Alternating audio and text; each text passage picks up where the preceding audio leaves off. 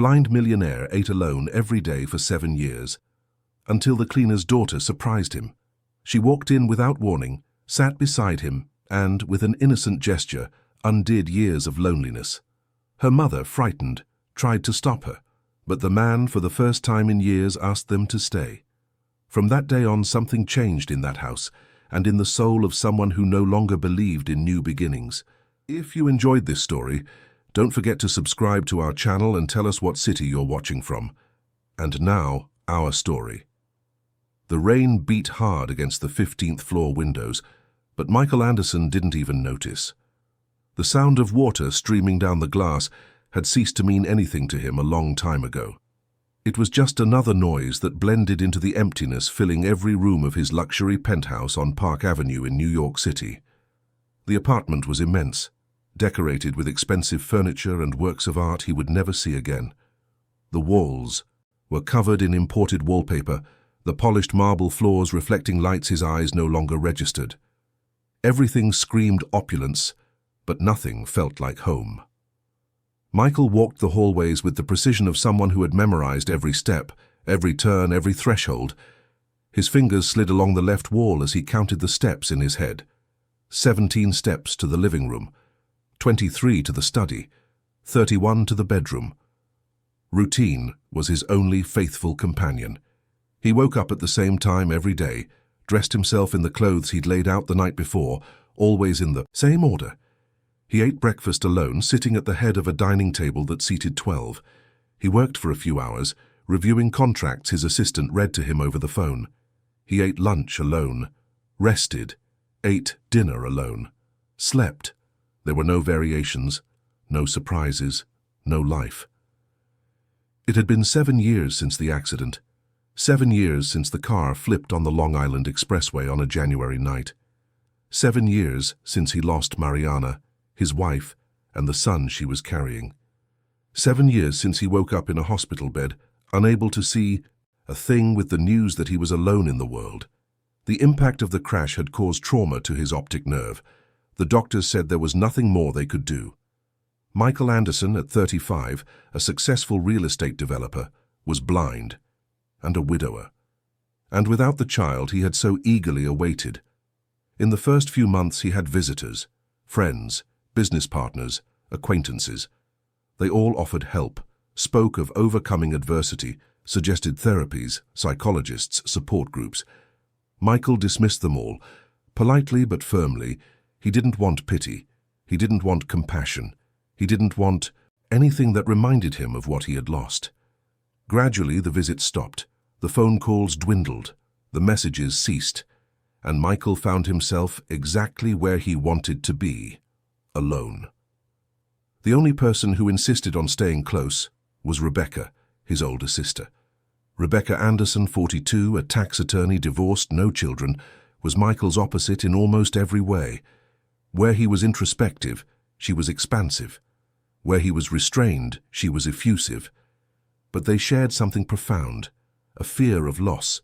Rebecca had lost her husband to another woman after 15 years of marriage. She discovered the affair, in a brutal way, and had since built an armor of cynicism and mistrust.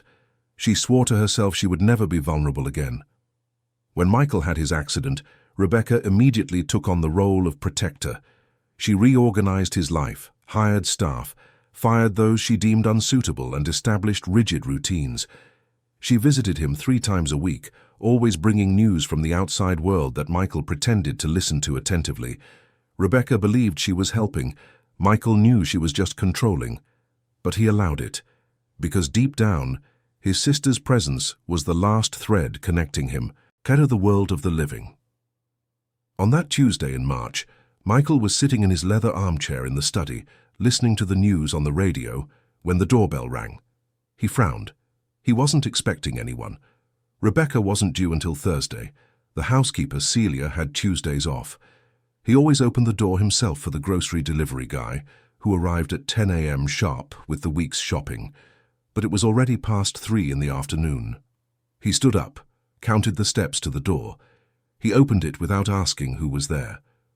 He was used to having no surprises. On the other side, a hesitant female voice, almost a whisper. Good afternoon. Sorry to bother you. Michael remained silent, his hand still on the doorknob. I'm Joanna. I work on the 12th floor at the accounting firm. We've never spoken, but I always see you in the elevator. Michael didn't respond. He waited for her to continue. It's just, my daughter, she's 2, and her daycare closed today because of a plumbing issue, and I had no one to leave her with, so I brought her to work, but she won't. Sit still, and my boss is getting annoyed, and... The woman's voice trailed off. Michael sensed her embarrassment, her fear of being a nuisance. What do you want? His voice came out harsher than he intended. Nothing. She ran off. Sophia, my daughter. She ran down the hall and got into the elevator, and by the time I caught up, she'd already pushed all the buttons and... She's here at your door. I'm so sorry. I'll take her now. It was then that Michael heard it. A small, high-pitched, curious sound, a child's giggle, and then tiny footsteps. And then a small hand touched his. Michael froze. It had been so long since he'd felt the touch of a child. It had been so long since he'd felt any touch at all, except for Rebecca's formal handshake or the arm Celia offered when she needed to help him with something. But this touch was different. It was warm, it was soft, it was alive. Sophia, come here right now. The mother's voice was desperate, but the little girl didn't move. Instead, Michael felt her move closer. And then, with the brutal honesty only children possess, she said, "The Mister's all alone." The silence that followed was deafening. Michael didn't know what to say. How could he respond? The observation was so simple, so obvious, so devastatingly true that it stole all his words. Sophia, you don't say that. Joanna was mortified. I'm so sorry, sir. She's just little. She doesn't know what she's saying. Come on, Sophia, now. Michael felt the little hand pull away. He heard the woman's footsteps approaching, probably to pick up her daughter. And then something inside him stirred, something that had been dormant for years, something that ached. Wait. The word escaped before he could stop it. She can stay. For a few minutes, if you need to get back to work. Joanna was silent for a moment. Michael imagined her expression. Surprise, confusion, suspicion maybe. Are you sure? I wouldn't want to impose. She's very active. She might mess things up. It's no problem. And it was true. For the first time in 7 years, Michael didn't care if something was out of order. Thank you so much. I'll be quick. I just need to finish a report. I'll be back in an hour, tops. Take as long as you need. Michael heard Joanna's footsteps retreating, the sound of the elevator opening and closing. And then he was standing there, in the middle of his living room, with a 2-year-old child he couldn't see. Mister can't hear? The little voice broke the silence. I can hear, I just can't see. Why? How do you explain blindness to a 2-year-old? How do you explain trauma, an accident, loss? My eyes don't work anymore. Did it hurt? It did. My mummy gives kisses when it hurts. It helps. Michael felt a tightness in his chest. How many years had it been since someone had offered such simple, sincere comfort? Thank you, Sophia. You're welcome, mister. And then she began to explore. Michael heard her quick little steps moving around the room. He heard objects being touched, examined, probably knocked over. He heard her laugh when she found something interesting, and he realized he was smiling. A small, faint, but real smile. Mister, why is your house so quiet? The question caught him off guard. What do you mean, quiet? There's no noise. My house has noise. There's music and the TV and people talking. Michael thought about the answer. There was no music, because he couldn't bear to hear the songs Mariana loved. The TV was never on because the voices of the news anchors irritated him. There were no people talking because he had pushed everyone away. I like the quiet. I don't. Quiet is sad. Again, the brutality of truth from a child. Quiet is sad. And Michael had been living in a silent tomb for 7 years. The minutes passed. Sophia told him about her daycare, her friends, a cartoon she loved to watch. She talked about her mom, who worked a lot and got tired, but was the best mum in the world. She talked about a dog she wanted but couldn't have because their building didn't allow pets. She talked and talked and talked, and Michael listened, really listened. For the first time in years, he paid genuine attention to another person. When Joanna returned an hour and 15 minutes later, clearly flustered and apologizing profusely for the delay, Michael surprised himself. "It's fine. She was very well behaved. You can bring her by again if you ever need to." Joanna was speechless. Michael couldn't see it, but he heard it in her tone. Are you sure?" "I'm sure. I don't know how to thank you. It was a real emergency. It won't happen again. But if it does, you can bring her." When they left, Michael was alone in the living room again. But the silence was different. It was still there, but it felt less heavy, less absolute, as if something had been moved, shifted out of place, creating a crack for the air to circulate through. That night, for the first time in months, Michael didn't eat dinner in complete silence. He turned on the radio, he listened to music, random music, any station, and he realized it didn't hurt as much as he'd imagined. On Thursday, when Rebecca arrived for her weekly visit, she immediately noticed something was different. "What happened in here?" Her voice had that investigative tone Michael knew so well. "Nothing. Why?" "There's a toy on the living room floor, a little teddy bear." Michael hadn't realized Sophia had left it behind. "Oh, a kid from the building came by. Her mother needed some help." "A kid? What kid? You let a child in here?" "She's 2, Rebecca. Not exactly a threat. Michael, you don't know these people. Anyone could take advantage of your condition. You have to be careful. Nothing bad happened. The girl stayed here while her mom finished up some work. And you think that's normal? A stranger just leaves her daughter with you. That's an invasion of your privacy, an abuse of your kindness. I'm sure she has ulterior motives." "Rebecca, stop." Michael felt his irritation rising. It was nothing like that. "You're too naive, Michael. People are opportunistic. You have money, assets. This woman has probably already figured out who you are, looked you up. Leaving her kid here was just an excuse to get close to you. You don't know anything about her. And you do? Do you know her name? Where she's from? What she does for a living? If she has a record?" "She works on the 12th floor, at an accounting firm. Her name is Joanna." "Joanna what? Last name? ID? Address?" Michael didn't answer, because, in fact, he didn't know. Rebecca sighed, the sound heavy with a mix of genuine concern and frustration. "Look, I know you're lonely. I get it. But you need to be careful. The world isn't a safe place, especially for someone who's vulnerable. I'm not vulnerable." "You're blind, Michael. That makes you vulnerable whether you want to admit it or not." The word fell between them like a stone. Blind. Rebecca rarely used the term. She always preferred euphemisms. Your condition, your limitation, your situation. But there it was, stark and raw.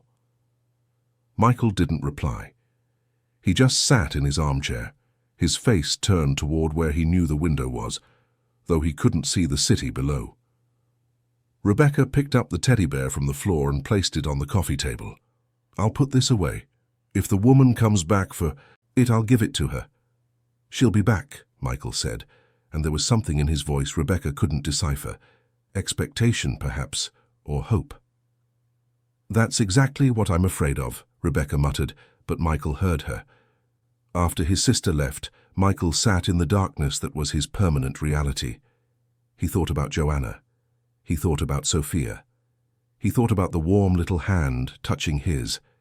He thought about the innocent and devastating question, the misters all alone, and he realized that yes, he was alone. But for the first time in 7 years, the idea of not being alone anymore scared him less than the prospect of staying this way. 3 days later, on a rainy Monday, the doorbell rang again. Michael was in his study, pretending to go over some contracts that Celia had left as audio recordings for him. But his mind was elsewhere. He was wondering if Joanna would come back, if Sophia would come back, if that moment of humanity he'd felt had been real or just a temporary flash in the darkness. He stood up, counted the steps to the door, and opened it. "Hi, mister," Sophia's voice burst with joy, and Michael smiled, a real wide smile that stretched facial muscles that had forgotten how to make that movement. "Hi, Sophia. I came to give you back your teddy bear." "Oh, wait. It's my teddy bear that I forgot here. Can I get it?" "Of course. It's on the table in the living room." Joanna stood in the hallway, clearly embarrassed. "I'm sorry to show up unannounced. She just hasn't stopped talking about you all week. She begged me to come back and get the bear, so I finally gave in. But we'll be right out of your hair, we won't bother you." "You're not bothering me." Michael opened the door wider. "Do you want to come in? I can make some tea or juice. I think I have juice." Joanna hesitated. Michael could feel the hesitation in the silence that followed. "You don't have to. We just came for the toy." "Mummy, I want to see the mister," Sophia protested. "Sophia, don't be pushy." "Please," Michael said, and his voice sounded more vulnerable than he'd intended. "It would be nice to have some company, if you can stay even for a few minutes." There was a pause, and then Joanna replied, softly, "Okay, we can stay for a little while." And so, on a rainy Monday in March, in a luxury penthouse on Park Avenue, 3 people began to build something none of them had expected to find. A connection, still fragile, uncertain, but real. Sophia ran inside, retrieved her teddy bear, and began to chatter excitedly about her weekend. Joanna sat on the sofa, answering Michael's polite questions about her job, her life, about New York. Her answers were restrained, careful, as if she were constantly testing the boundaries of this unlikely situation. Michael made orange juice, asking Joanna for instructions on where the glasses were since Celia had reorganized the kitchen. Joanna guided him with her voice, gentle but not condescending, and Michael realized she wasn't treating him like an invalid, just as someone who needed spatial information. "Have you lived here long?" Joanna asked, trying to fill the silence. 5 years. I bought it after I was on my own." Joanna didn't ask any more questions. She sensed there was a story there, a painful one, and she respected his space. They talked for almost an hour. Light, superficial topics. The weather, the New York traffic, the difficulty of finding good, affordable daycare. Sophia played on the floor, making car noises with her mouth, creating elaborate stories with the teddy bear and a throw pillow she found on the couch. When they said goodbye, Michael found himself thinking that the afternoon had gone by too quickly, and that the apartment felt emptier than ever after they left. But 2 things had changed. First, he had invited Joanna to come back. He wasn't sure if she would accept, but the invitation was out there. Second, for the first time in 7 years, Michael Anderson went to sleep thinking about tomorrow with something other than resignation. He thought with something that felt dangerously like hope, and that, he knew, was both wonderful and terrifying. The following weeks brought a subtle but profound change to Michael's routine. The apartment, once marked by an almost religious silence, began to echo with sounds he had forgotten existed: a child's laughter, quick, light footsteps, the dragging of toys across the marble floor, Joanna's soft voice explaining something to Sophia, or humming quietly as she helped the little girl put her toys away before they left. Joanna came 3 times a week, always in the late afternoon after work, when she picked Sophia up from daycare. At first, the visits were short, half an hour at most. Joanna maintained a respectful distance, always careful not to cross invisible lines. She would sit on the edge of the sofa, her hands in her lap, answering questions but rarely asking any of her own. Sophia, on the other hand, knew no barriers. She explored every corner, asked about everything, touched objects with the avid curiosity of someone discovering the world. Michael found that he liked to listen. He liked the way Sophia described things with that childlike logic that turned the ordinary into the extraordinary. An armchair wasn't just an armchair, it was a giant's throne. The window wasn't just a window, it was a portal to see the buildings that touched the sky. The apartment, which for Michael was just a collection of memorized spaces, gained new life through the little girl's words. One afternoon, Sophia found the music room. Michael had locked that room years ago. It was where Mariana used to play the piano. She wasn't a professional, but she loved to sit at the instrument after dinner, letting her fingers dance across the keys while he read or simply listened. After the accident, Michael had ordered the room to be closed. He couldn't bear the thought of going in there again. But Sophia, with the natural audacity of children, asked, "Mister, why is that door always closed?" Michael was in his study, mentally reviewing contracts. Joanna was in the living room, probably flipping through a magazine she always brought in her bag. "It's just a room I don't use." "But why?" "Just because." "Is there a monster in there?" In spite of himself, Michael smiled. "There's no monster, Sophia." "Then I see?" He hesitated. The mere idea of opening that door made his chest tighten, but there was something in the innocence of the question, in the way Sophia asked without any ulterior motives, without any emotional weight, that made him reconsider. "You can." The word came out before he could stop it. He heard the quick little footsteps, the doorknob being turned with difficulty by small hands. And then, the exclamation of pure joy. "Mommy, Mommy! There's a piano, a real piano!" Joanna appeared quickly, probably concerned. "Sophia, don't touch anything, this isn't ours." "But it's beautiful. Mister, do you know how to play?" Michael stood up and walked to the music room door. He stopped at the threshold, not entering. "No, it was my wife's."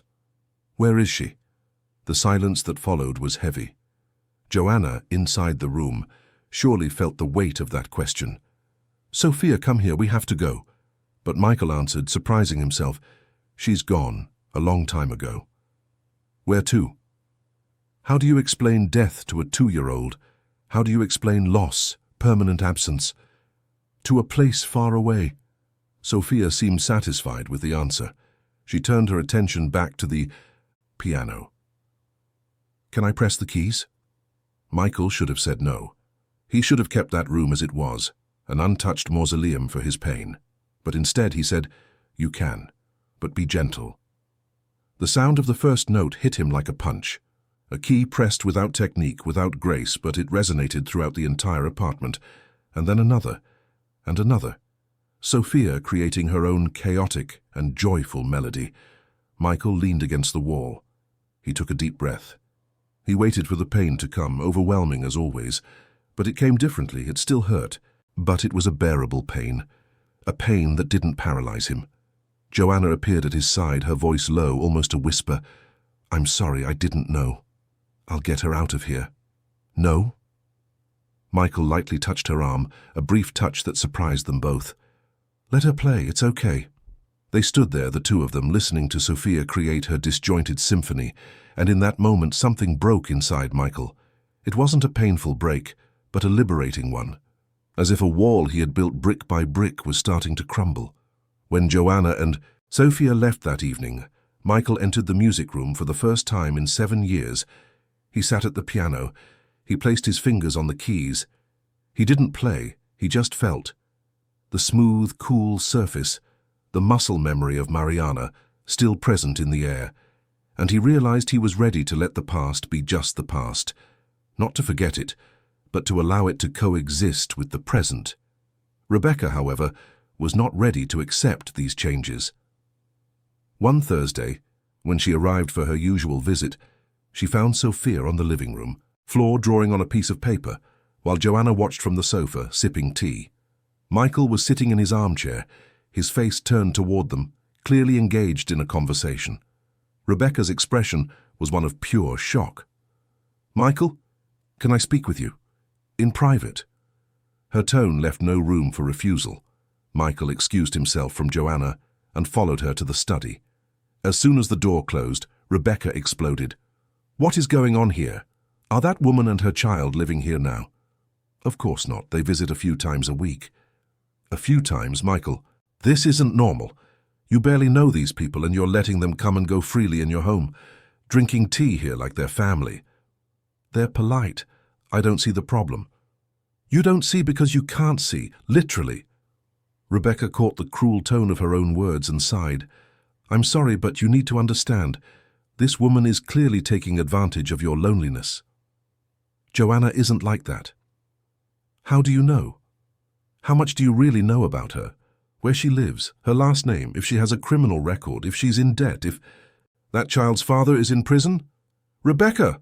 I'm being realistic. You live in a protected world, Michael. You have no idea of the dangers out there. I'm not a child, but you are vulnerable, and vulnerable people are easy targets for opportunists. Michael felt the anger rising, hot and familiar. Joanna is not an opportunist. She's a hard-working mother, trying to raise her daughter alone in New York City. That's not a crime. And you know this how? Because she told you. People lie, Michael, especially when there's money involved. I haven't offered her any money. Not yet, but it's only a matter of time before she invents an emergency. A bill to pay, a family illness, a problem with her daughter. And you, with your soft heart, will offer to help. And that's how it starts.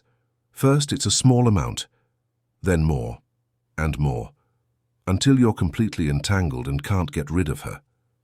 You're being paranoid. I'm being careful. Someone has to be. Rebecca took a deep breath, trying to calm down. Look, I understand that you're lonely. I understand that their presence makes you feel good, but you need to be smart. Set boundaries. Don't get emotionally involved. What if I'm already involved? The silence that followed was absolute. Rebecca froze. What did you say? You heard me. Michael, you can't be serious. How long have you known this woman? A month? 6 weeks. 6 weeks. And you're already emotionally involved. With a stranger.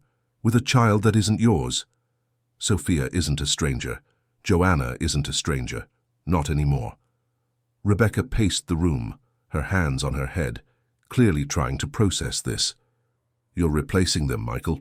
You know that, right? You're trying to replace Mariana and the baby you lost with this woman and this child. The accusation landed like a bomb. Michael went rigid. It's not a replacement. Then what is it? True love after 6 weeks? A cosmic connection? Destiny? It's a chance, Michael answered, his voice low but firm. A chance to live again. To feel again. To not spend the rest of my life rotting in this apartment. You're not rotting. You're safe.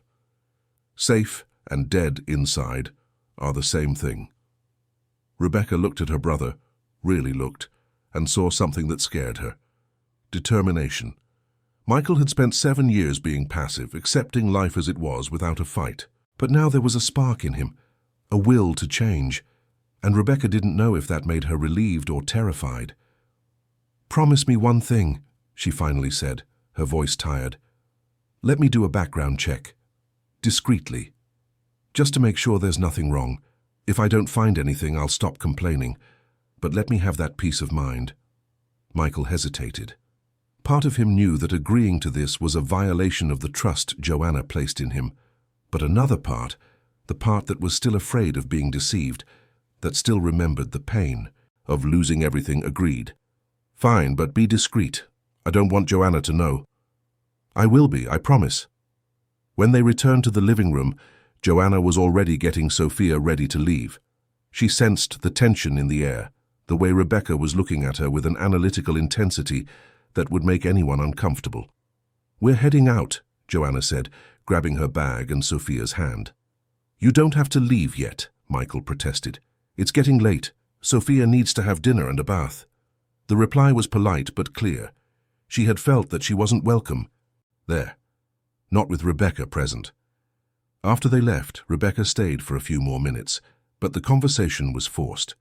When she finally said goodbye, Michael was alone again, but now the loneliness tasted of regret. In the following days, Rebecca hired a private investigator. Discreet, efficient, unscrupulous, she wanted to know everything about Joanna Davis, where she lived, who she associated with, if she had debts, a criminal record, anything that could be used to prove her suspicions were correct. The report arrived a week later. It was, to Rebecca's frustration, completely clean. Joanna Davis, 29, administrative assistant at the accounting firm on the 12th floor, lived in a rented one-bedroom apartment in Astoria, Queens, which she shared with her daughter. Single. The child's father was unknown, not listed on the birth certificate. No significant bank debt, just one late credit card payment for $300, which had already been settled. No lawsuits, no criminal record, nothing. But Rebecca didn't give up. If there were no scandals, she would create doubts. She started making subtle comments to Michael. Does Joanna really work as much as she says, or is it just an excuse to come here? Isn't she using her daughter as bait? Don't other people find it strange for a single woman to be frequenting the home of a wealthy single man? Michael tried to ignore it, but Rebecca's words, like poisonous seeds, began to grow in his mind. And even without meaning to, he started to wonder, to doubt. Joanna noticed the change. She noticed the way Michael would sometimes fall too silent, as if he were analyzing her every word. She noticed a tension that wasn't there before, and she started to feel uncomfortable. One afternoon she decided to talk to him. "Michael, can I ask you a question?" They were in the living room. Sophia was asleep on the sofa, tired from playing. "Of course." "Are you regretting letting us come here?" The question caught him completely off guard. "Why would you think that?" "Because you're different, more distant. If you've changed your mind, it's okay. I understand. We can stop coming." "No." The answer came out too fast, too desperate. "It's not that. I want you to keep coming." "Then what is it?" Michael was silent for a long moment. How could he explain the doubts his sister had planted without making it seem like he didn't trust her? How could he admit his own insecurity without seeming weak? "I'm scared," he finally admitted. "Of what?" "Of being wrong, of seeing things that aren't there, of building up expectations that will only end up hurting me." Joanna understood immediately, and instead of being offended, she was kind. "You've been through a lot. It's normal to be scared, but I'm not your enemy, Michael. I'm not here for your money. I'm here because you're a good person, and because Sophia adores you, and because—" She paused as if deciding whether to continue. "Because," Michael prompted. "Because I like being here too, talking with you, seeing you smile when Sophia says something silly, feeling like I'm not completely alone in this huge city." The honesty of her words completely disarmed Michael. "My sister thinks you're taking advantage of me." "I know," Joanna replied simply. "I can see it in the way she looks at me, like I'm a criminal. I'm sorry about her." "You don't have to be sorry. She loves you. She's trying to protect you. I get it. But she's wrong about you." "She is, but there's no way for me to prove that, is there?" "Words are just words. Only time can show the truth." And in that moment, Michael made a decision. He was going to ignore the doubts. He was going to trust. Because the alternative, returning to that life of total isolation, was unbearable. "Then we have time," he said.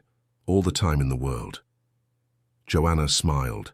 Michael couldn't see it, but he heard it in her voice when she replied, "We do." In the following weeks, the visits continued. But now there was something more. A growing intimacy, deeper conversations. Joanna told him about her childhood in upstate New York, about coming to the city at 18 in search of opportunities, about the unexpected pregnancy, the father who disappeared, the struggle to raise Sophia alone. She told him about the hard days, the bills she could barely pay, the constant fear of not being a good enough mother.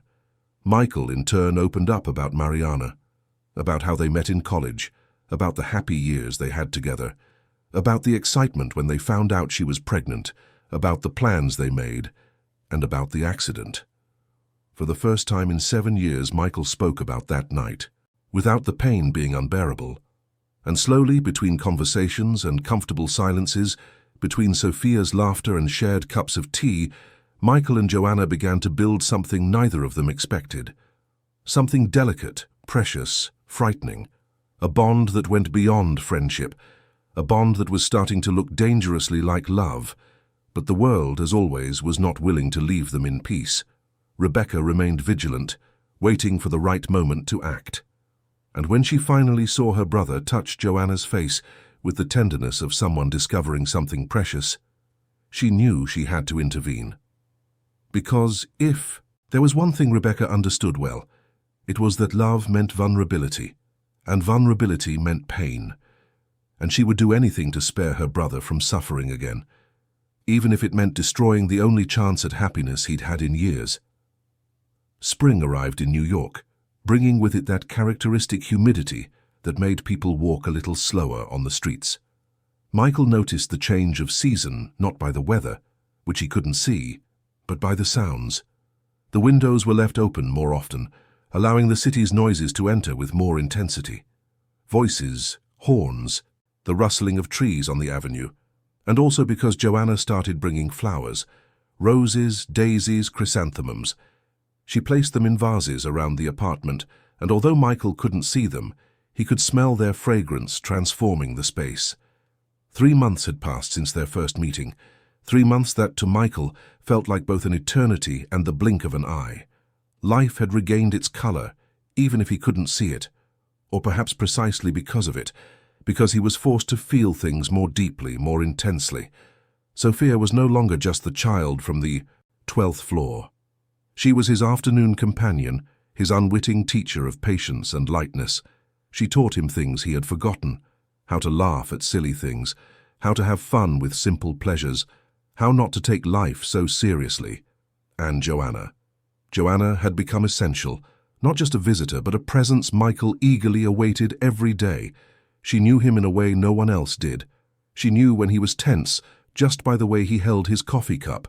She knew when he was sad by the silence that stretched a little too long, and Michael, in turn, had learned to read Joanna too, the tone of her voice when she was tired, the way she sighed when she was worried, the restrained laugh when something made her genuinely happy. One evening, after Sophia had fallen asleep on the sofa, Michael and Joanna were talking on the balcony. It was rare for them to be alone like this, without the girl's effervescent energy filling the space between them. The silence was comfortable, punctuated only by the distant sounds of the city below. "Michael, can I ask you something?"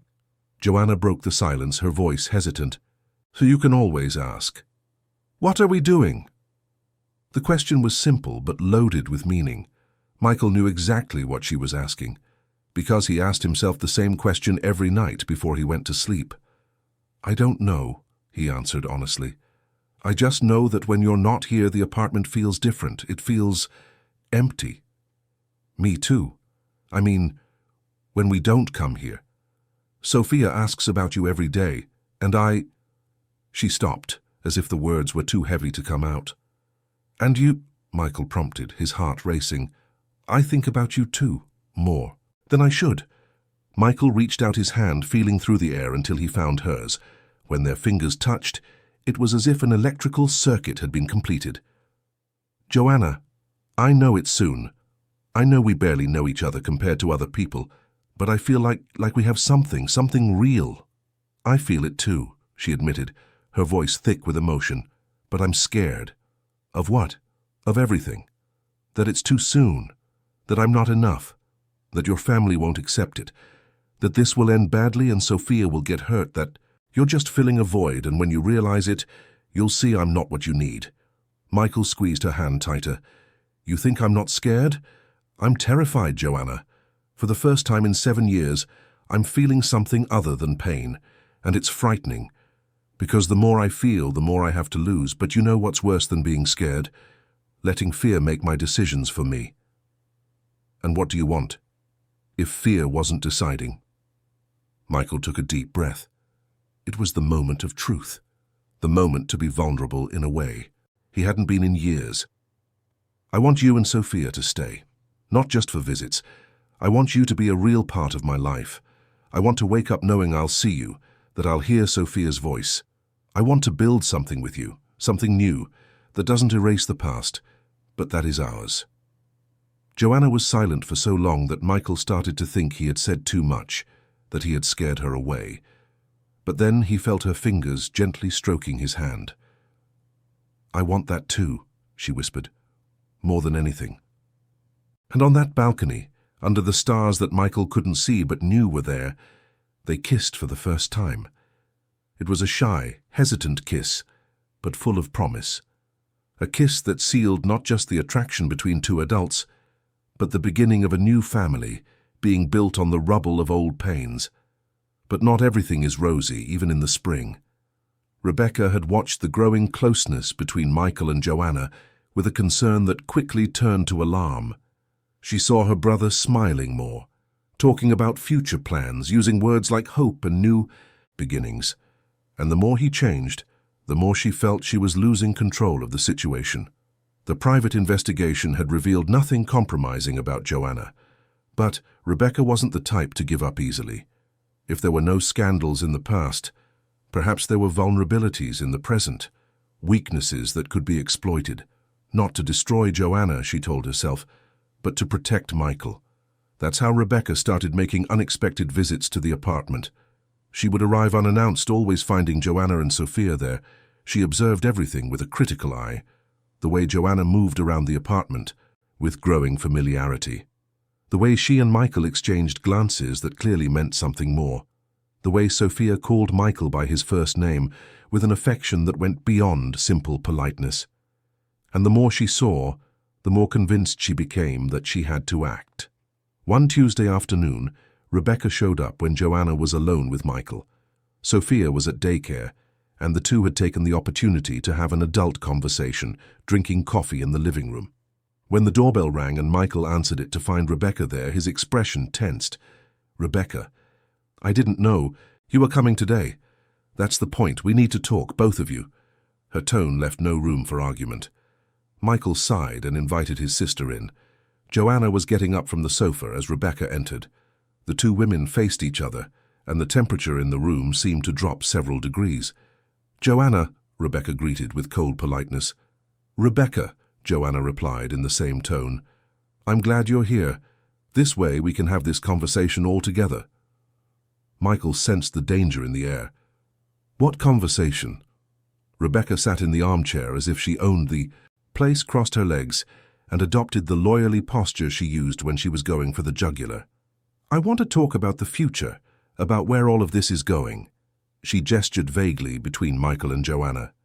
"Because it's clear to me that you're developing some kind of relationship, and as Michael's sister, as someone who cares about him, I need to make sure everyone is aware of the implications."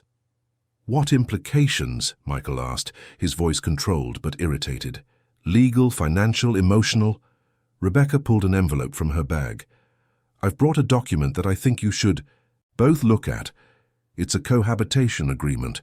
It basically establishes that any of Michael's assets or property are and will remain exclusively his, that there is no expectation of financial sharing, that in the event of a separation, there will be no claims or lawsuits."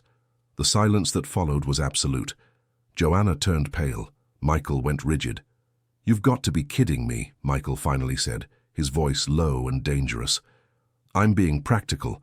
Michael, you're a wealthy man. Your company is worth millions. You have properties, investments. You need to protect yourself." "Protect myself from who?" "From Joanna?" "From anyone who might take advantage of your situation." "My situation?" Michael stood up, trembling with anger. "Are you talking about my blindness? Is that it? You think because I can't see, I can't think, I can't judge people's character? That's not it. But you're emotionally vulnerable. Anyone can see that." Joanna, who had remained silent until then, finally spoke, her voice firm despite her trembling hands. "I don't want anything from Michael. I never have. I've never asked him for a thing." "Not yet," Rebecca retorted. "But you will and expense here a favor there. Help with your daughter's daycare. A loan that will never be paid back. That's how it always starts." "Rebecca, stop," Michael shouted. "You've crossed the line." "I've crossed the line? Me? Or was it you, getting involved with a complete stranger after a few months?" "Joanna is not a stranger." "Yes, she is. Do you know her last name? Do you know where she grew up? Have you met her family?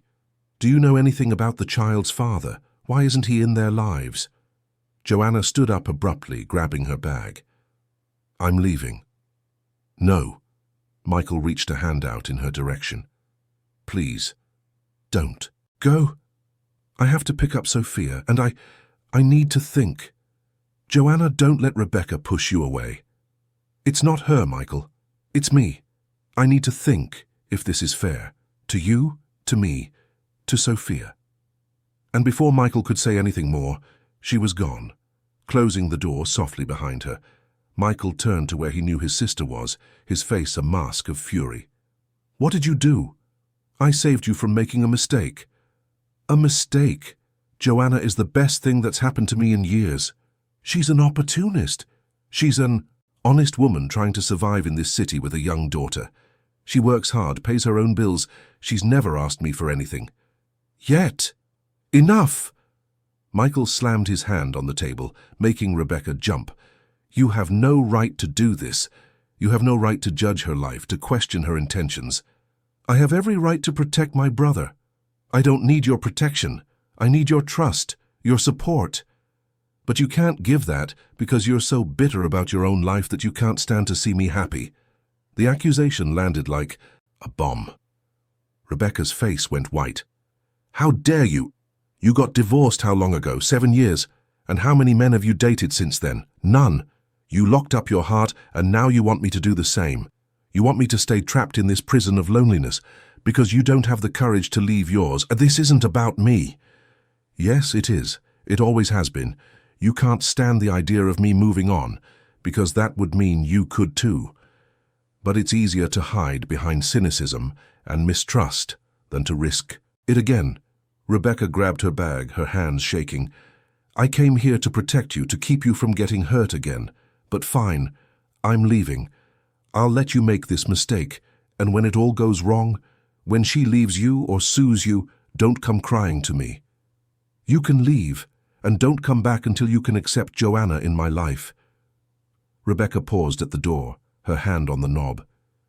"You're going to regret this, Michael." "The only thing I regret is letting you interfere in my life so much." When the door closed, Michael, was left alone in the silence. But this time the silence wasn't familiar or comfortable. It was heavy, filled with fear. Fear of having lost Rebecca, but mostly fear of having lost Joanna. He tried calling her. She didn't answer. He sent texts, no reply. The days passed, turning into a whole week without seeing Joanna, without hearing Sophia's voice.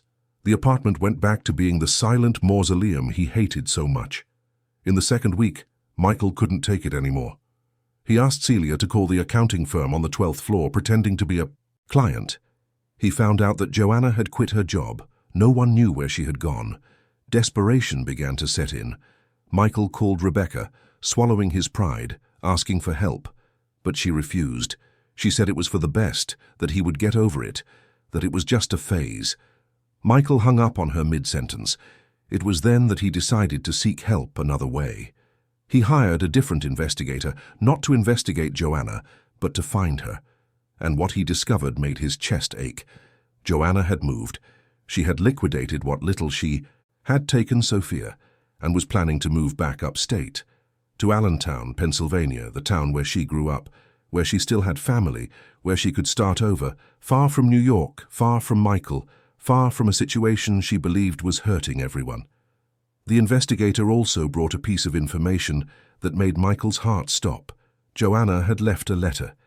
It was with the building manager, who had agreed to hold it in case Michael came looking for her. Michael took a cab to the building, went up to the manager's apartment and asked for the letter. When the woman placed the envelope in his hands, he felt the weight of those unread words. Back home, he asked Celia to read it to him, and as he listened, every word felt like a blade. The letter said, "Michael, I know you won't understand my decision. You might even be angry. But I need to explain. When I met you, I was in a difficult place in my life, alone, tired, feeling like I didn't deserve anything more than just getting by. And you showed me I could be more, that I deserved to be heard, respected, cared for. You showed me I was still capable of feeling things I thought I had lost, and for that I will always be grateful. But your sister is right about one thing, not about me being an opportunist, because I never was, but about me not being enough for you. Michael, you come from a different world than I do. You have education, culture, money, a traditional family. I'm just a simple woman from a small town who came to the city chasing a dream that never came true. I work jobs that barely pay the bills. I'm raising a daughter on my own. I have nothing to offer but myself. And Sophia? She loves you, Michael. She loves you in a pure, sincere way that only children can. And that's why I have to leave. Because if we continue, she'll get more and more attached. She'll start calling you Dad, she'll build expectations. And if something goes wrong, if your family doesn't accept us, if you one day realize you've made a mistake, she's the one who will get hurt. And I can't let that happen. She's already had to deal with one father who never wanted her. I can't let her get attached to a father figure who might not stay. It's not about you not being good enough. It's about me not wanting to expose my daughter to more pain. It's about me knowing my place. And my place isn't by your side, no matter how much I wish it were. You deserve someone your family will accept, someone from your world who understands your references, who can give you what you need without bringing complications. And Sophia deserves stability, not uncertainty. I'm going back home, I'll start over there, and you should move on too. Meet someone suitable, someone who won't bring you problems. And when you think of us, I hope you'll remember us fondly, because everything we had was real. Every conversation, every laugh, every moment was genuine. Thank you for showing me I could still be happy. Thank you for treating Sophia with so much kindness. Thank you for being who you are. And I'm sorry for not being strong enough to fight the world for us. I'm sorry for choosing my daughter's security over my own feelings. Take care, Michael, and be happy. You deserve all the happiness in the world. With love, Joanna. When Celia finished reading, Michael was motionless. Tears streamed down his face, silent. And for the first time in 7 years, they weren't tears of grief for the past. They were tears of desperation for the future that was slipping through his fingers. But there was something else, an anger, a fury directed not just at Rebecca, but at himself, for letting his sister's words plant doubts, for not fighting harder, for not making it clear to Joanna how much she meant, how much Sophia meant, how much he was willing to give up everything for the simple privilege of having them in his life. And it was then, in that moment of brutal clarity, that Michael Anderson made the most important decision of his life. He wasn't going to let Joanna leave, not without a fight, not without showing her that true love has nothing to do with social class, education, or money. It has to do with choice, with commitment, with the courage to face the world for the ones we love. He was going to Allentown. He was going to find her. And he was going to do everything in his power to convince her to come back. Not for what he could offer materially, but for what they could build together, a family, a life, a future. And if the world didn't accept it, then so be it. Because for the first time in 7 years, Michael Anderson was ready to truly live, not just survive. The trip to Allentown would be about 2 hours by car from New York City, but Michael hadn't been able to drive for 7 years. He considered hiring a driver but dismissed the idea. It would give him too much time for doubt to creep in, for reason, to convince him to turn back. He needed to act on the impulse of his heart, not the caution of his mind. He decided to take a bus, even though he hadn't traveled that way since before the accident. Celia tried to talk him out of it. It was madness, she said. How would he find Joanna in an unfamiliar city without being able to see? How would he get around? What if something happened? What if he got lost? Michael listened to all her objections patiently and answered with a firmness that surprised even himself. I have to do this. I have to show her that I'm capable, that I'm not just some rich blind man living in a protected bubble. I'm someone willing to face the unknown for love. And so, on a rainy Thursday in October, Michael Anderson found himself at the Port Authority bus terminal, being guided by Celia to the correct platform. She walked him to the bus, spoke to the driver, explained the situation, and asked them to look out for him. Michael endured the quiet shame of being treated like an invalid, because he knew it was temporary. He knew that when he returned, he wouldn't be alone. During the trip, he sat in silence, listening to the hum of the bus engine, the conversations around him, the sound of the rain on the roof. He thought about Joanna. He thought about Sophia. He thought about everything he wanted to say but didn't know if he could. How could he explain that she had transformed his life? How could he make her understand that her insecurities were baseless? How could he prove to her that he was willing to defy the world for them? He didn't have the answers, he only had the certainty that he had to try.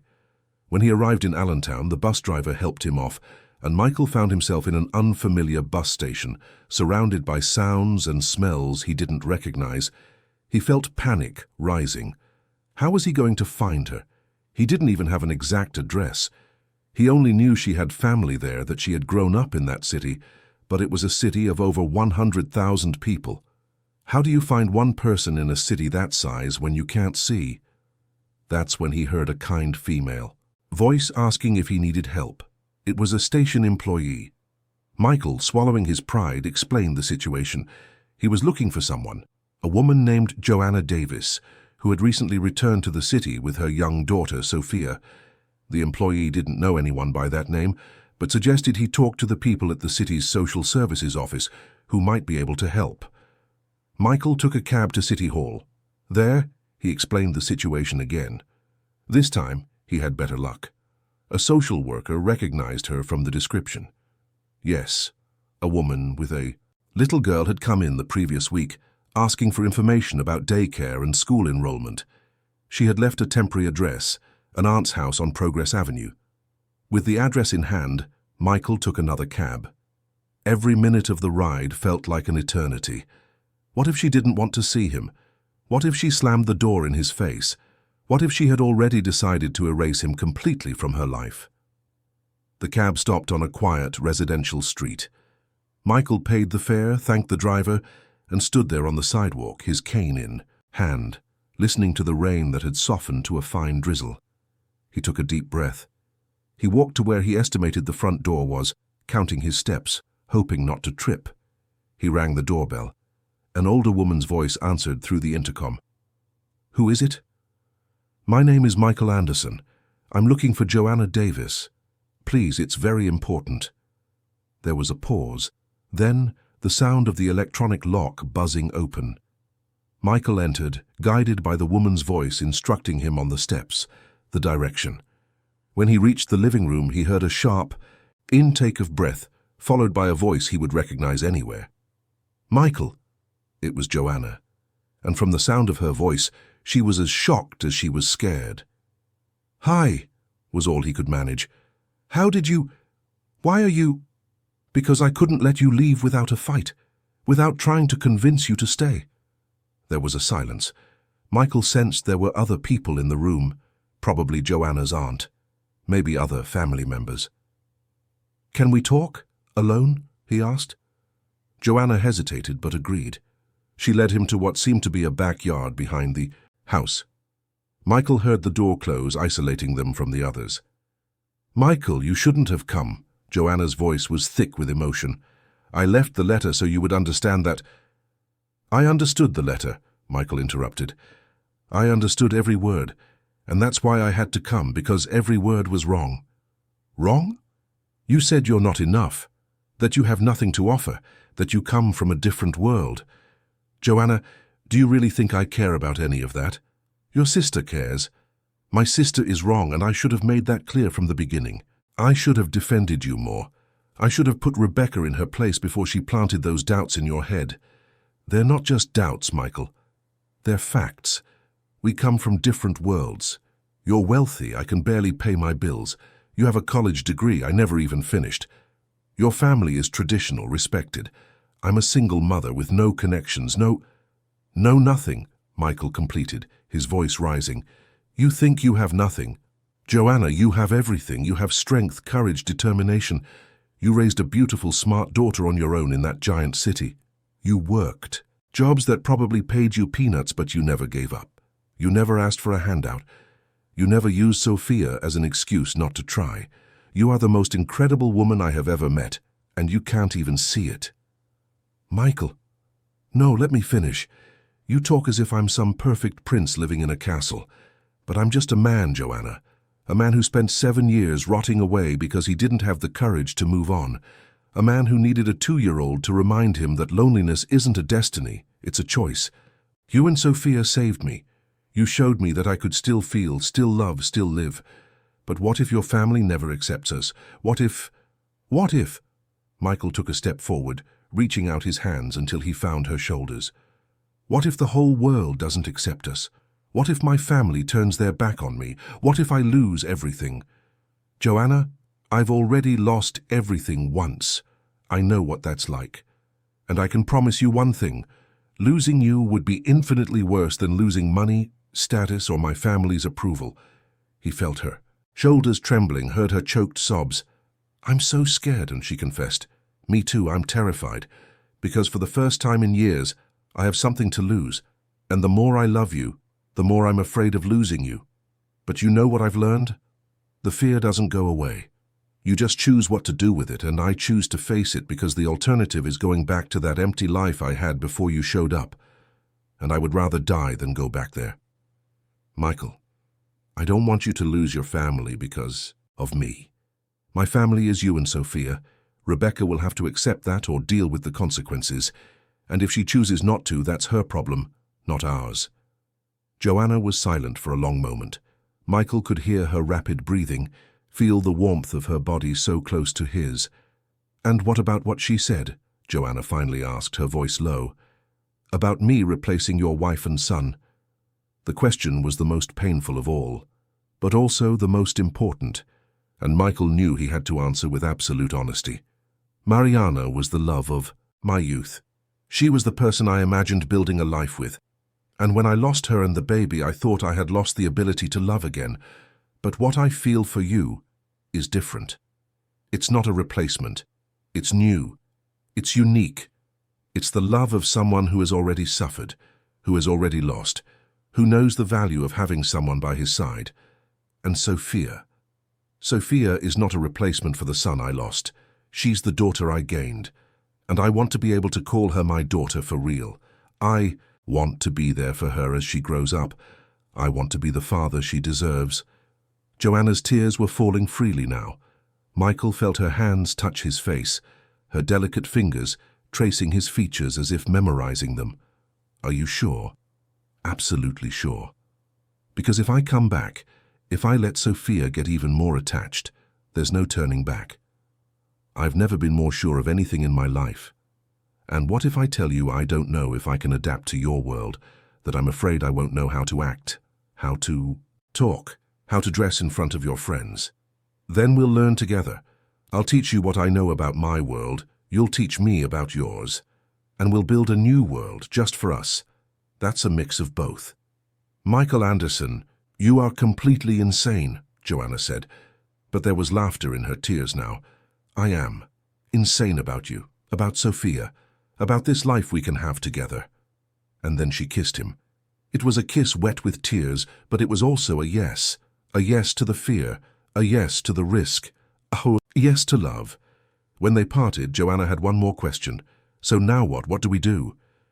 Now you come back to New York with me. We'll pack your things, sort everything out here, and go home, to our home. And Sophia? As if on cue, the door opened and a high-pitched voice shouted, Michael! Sophia ran across the yard and threw herself into his arms. Michael picked her up, feeling her small but perfect weight, the smell of children's shampoo, her little arms squeezing his neck tightly.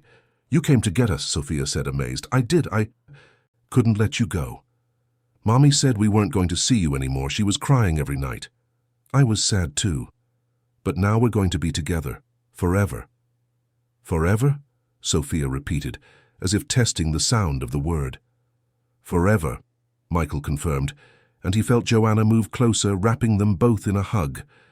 And there, in a simple backyard in Allentown, under the soft October drizzle, a family was formed.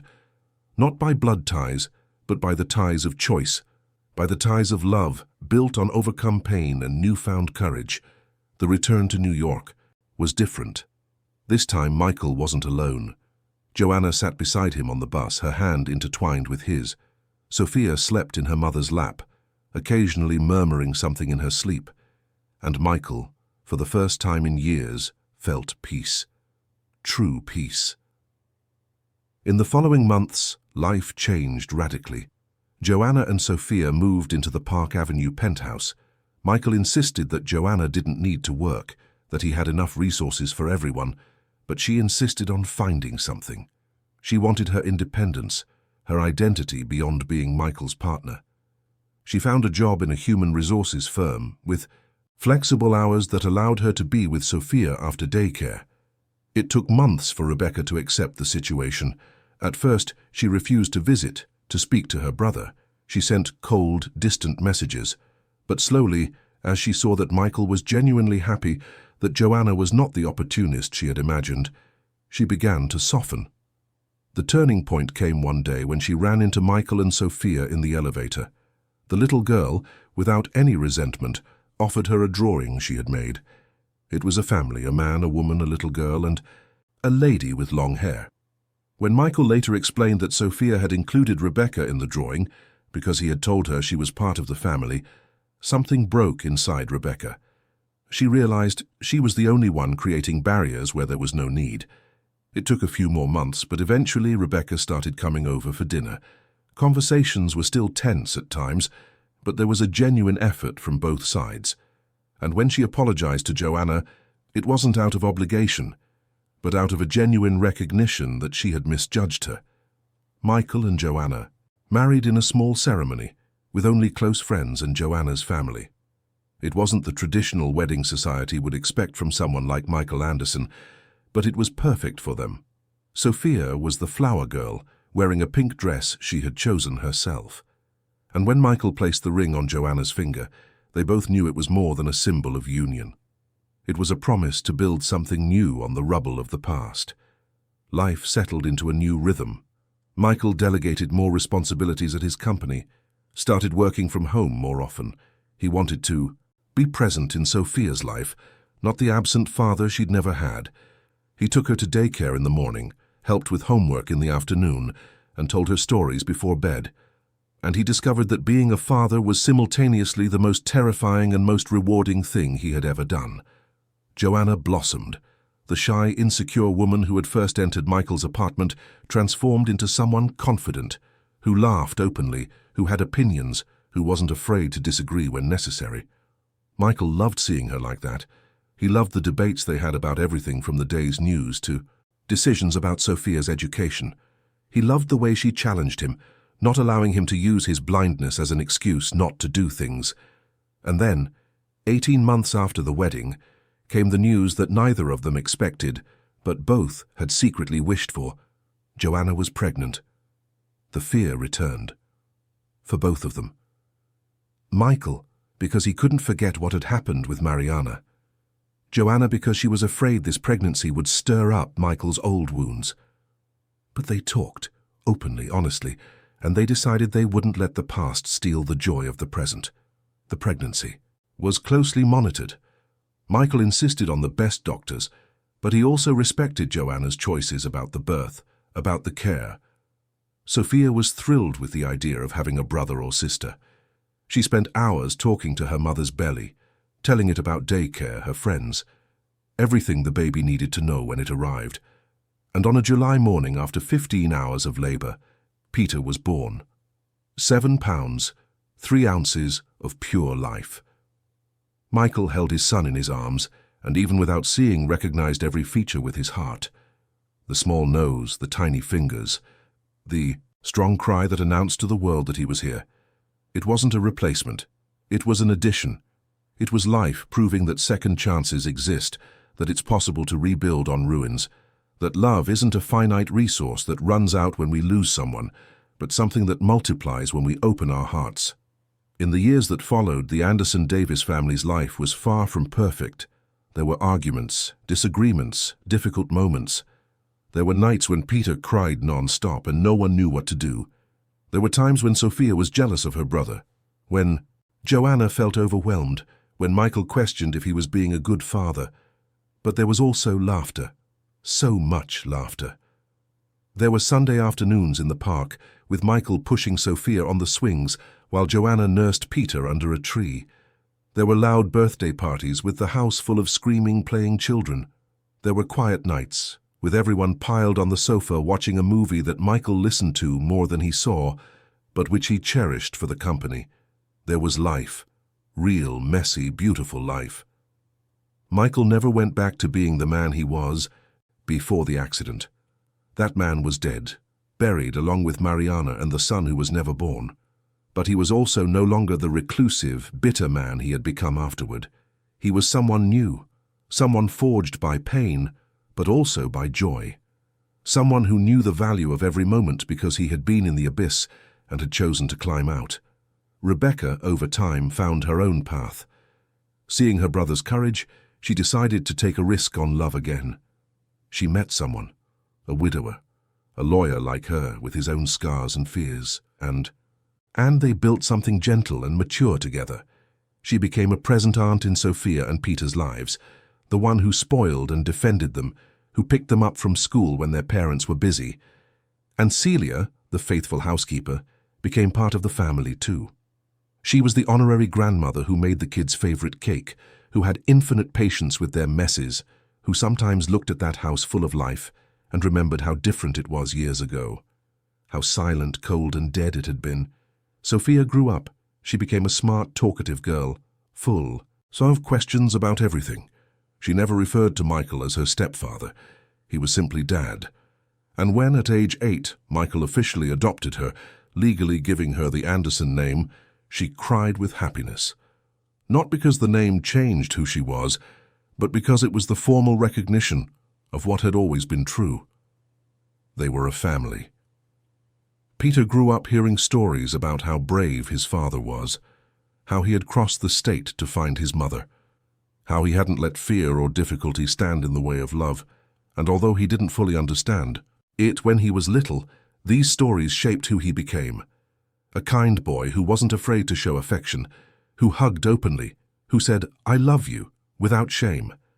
And Michael, the man who once thought his life had ended on that highway, discovered that it had actually just been waiting for the right moment to begin again.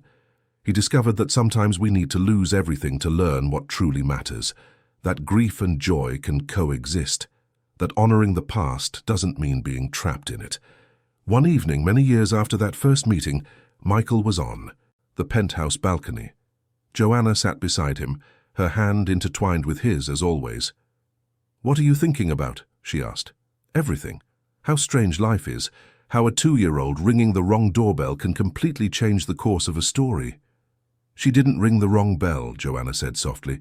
"She rang exactly the right one, the one for the 15th floor. Yours." Michael smiled. "Destiny? Luck? Courage? I don't know. But it worked." They sat there in comfortable silence, listening to the sounds of the house behind them, Sophia singing in her room, Peter asking for 5 more minutes before bed, Celia turning off the kitchen TV, and Michael realized there was a word for what he felt, a word he hadn't used in so long he had almost forgotten its meaning. Gratitude. Gratitude for surviving the accident. Gratitude for having had time with Mariana. Gratitude for the pain that taught him the value of joy. Gratitude that Sophia had rung that doorbell. Gratitude that Joanna had been brave enough to come back. Gratitude for every moment, good and bad, that had brought him here. "I love you," he said as he did every day, but always with the same intensity as the first time. "I love you too," Joanna replied, also as always. And on that balcony, under the stars that Michael couldn't see but knew were there, he realized something profound. Life isn't about having perfect vision or absolute control. It's about having the courage to move forward even when you can't see the path. It's about trusting that, even in the darkness, there is a light somewhere waiting to guide you. And sometimes that light comes in the form of a curious child, a brave woman, and the love you never imagined you'd find again. The apartment on Park Avenue, once a silent mausoleum, was now what it should have always been, a home. Full of noise, mess, occasional arguments, lots of laughter, and abundant love. And Michael, the man who had once lived imprisoned by his own pain, was finally free. Not because the pain had disappeared, but because he had learned to carry it alongside the joy. He had learned that it's possible to rebuild, that it's possible to love again, that it's possible to be happy, even after losing everything. Because in the end, Michael Anderson's story wasn't about loss. It was about finding. It wasn't about blindness, it was about learning to see with the heart. It wasn't about an ending. It was about a new beginning. It was about choosing life every single day, even when life gives you every reason to give up. And that choice, Michael discovered, makes all the difference. End of story. Dear listeners, we hope the story of Michael, Joanna, and Sophia has deeply touched your heart. If you are moved by this journey of resilience, love, and new beginnings, please leave a like, subscribe to the channel, and tell us in the comments which moment stood out to you the most. Was it when Sophia first rang the doorbell? When Michael traveled all that way to find Joanna? Or when the family was finally complete? Every day, we bring you intense stories like this one, revealing the deepest and truest side of the human soul, showing that it's never too late to start over, and that true love can heal even the deepest wounds.